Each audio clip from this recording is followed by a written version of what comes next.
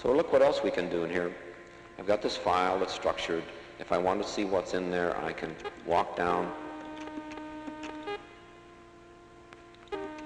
the hierarchy levels and see, or return. But there's another thing I can do. There's a root I said I have here. So here, I'm afraid I'll need a different picture of the view.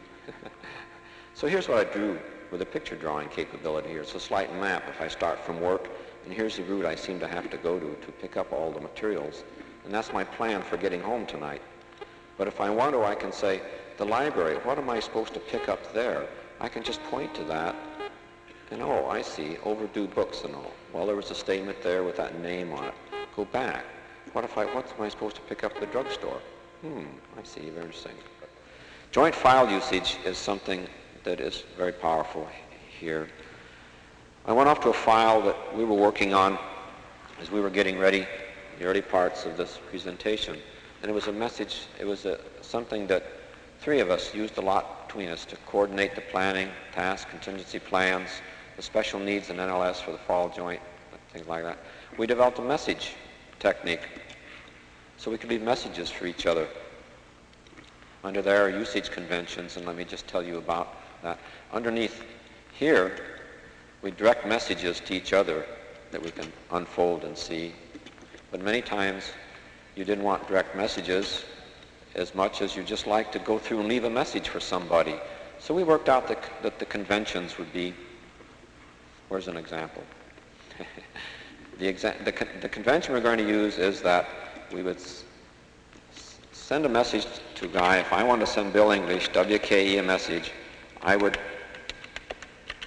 put that in the file, WKE from DCE, with that pound sign in between. So any statement that's marked like that means there's a message to him from me. If I want to, I can say was also for Dave Evans, like that. So that's from me to both of them. So I'm going to establish a collaborative mode between me and another terminal. Bill Paxton's at a terminal back at SRI. I'd like to link to Bill, and I don't know what his terminal is right now. So I have to ask for somebody to connect me to him audibly. So Bill, will you come in through this intercom? Hello, Doug. Hi. I need to know what terminal you're on, Bill. 13. Okay. I'd like to have him see my text. And so this special thing, if I label 13, will switch over. So in his display, he sees my text. So I'll execute it. And sure enough, it does. But what's that running around? Well, if he's looking at my text, he'd like to have something to say about it. So we put on a marker, a tracking spot that he controls. So he's sitting there in Menlo Park looking at this text, and he can point to it. But we've carefully reserved for me the right to control and operate on this. So my bug is more powerful than yours. But we can have an argument. Yeah.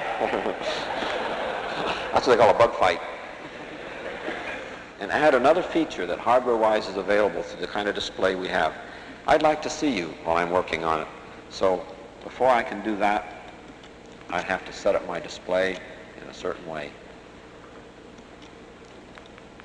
Set it up so I see it over like that. That leaves a corner up there, and I say, now computer, do the automatic switching that'll bring in a camera picture from the camera mounted on his console, such as the camera mounted on mine is. Hi, Bill. That's great. Now we're connected